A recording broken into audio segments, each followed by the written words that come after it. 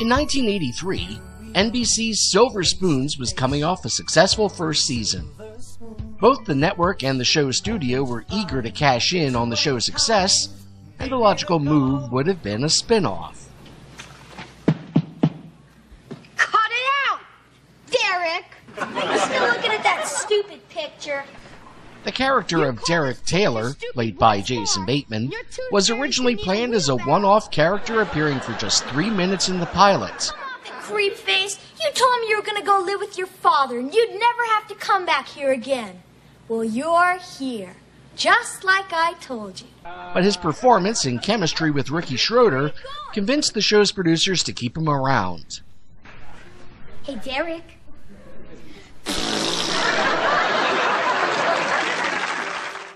The show's head writers, Ron Levitt and Michael G. Moy, loved the idea of spinning off Derek.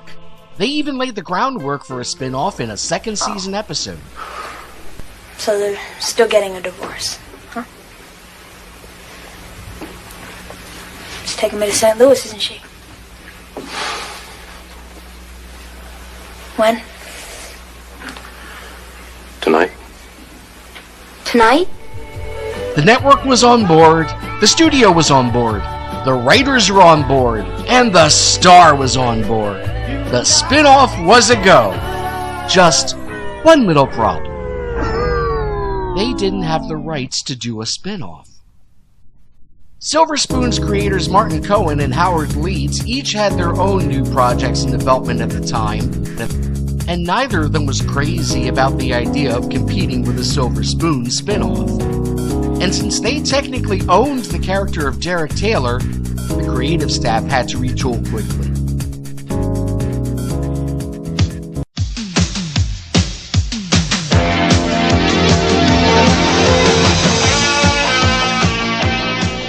A new pilot was written and shot. The show's setting was moved from St. Louis to California. Derek Taylor became Matthew Burton, and a few other changes were made to the character's persona and background. It's Your Move pitted young conman Matthew up against his new neighbor Norman, played by David Garrison, who had also been a conman in his teen years.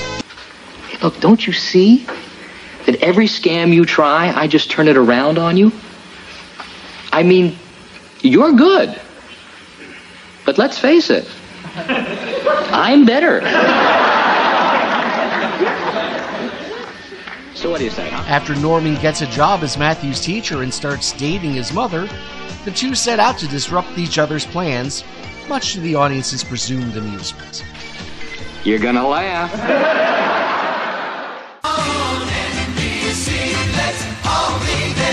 It's Your Move was added to NBC's schedule for the fall of 1984, but not where it was assumed it would be. The slot after Silver Spoons instead went to another new show, Punky Brewster. It's Your Move ended up on Wednesday nights and premiered on September 26th, up against a little show called... Yeah, you can already see where this is going. In addition to the bad time slot, something else was wrong. Where Derek Taylor had been a lovable rogue, Matthew Burton often crossed right into the territory of being downright cruel. I'm sorry. It's my worst subject. Couldn't even spell my first name until I was 7. Does that make me dumb? No, Eli. Oh. No offense, you understand. None taken. That's too bad. What do you think?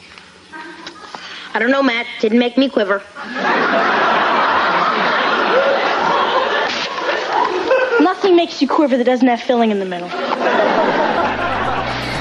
Characters like Derek Taylor work well as sidekicks, where they balance out their good boy leads, but they can be hard to love as a main character, and the likability factor hurts.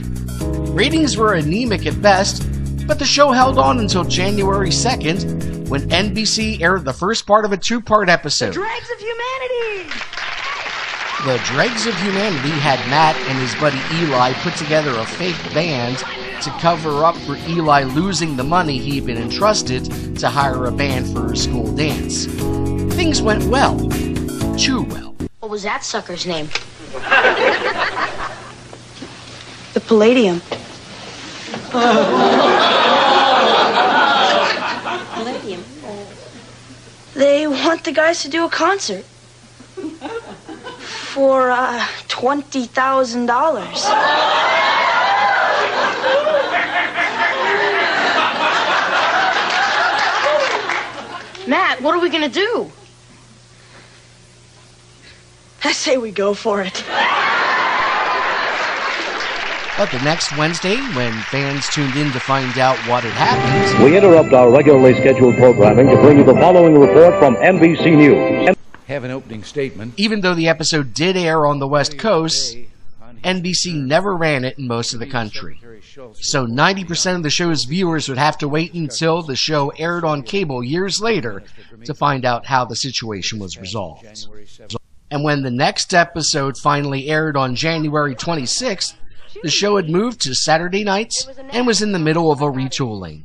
Dear Diary, today is the happiest day of my life. Mom finally caught the little bandit.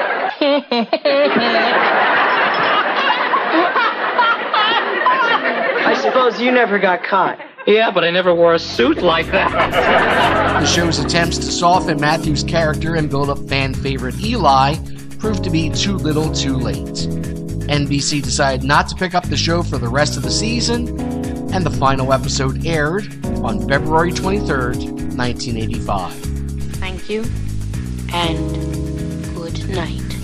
After the show's cancellation, Jason Bateman went on to star on Valerie, which later became the Hogan Family. David Garrison followed creators Levitt and Moy onto their next project, and Eli? Adam Sadowski went on to another new show. But that's another story.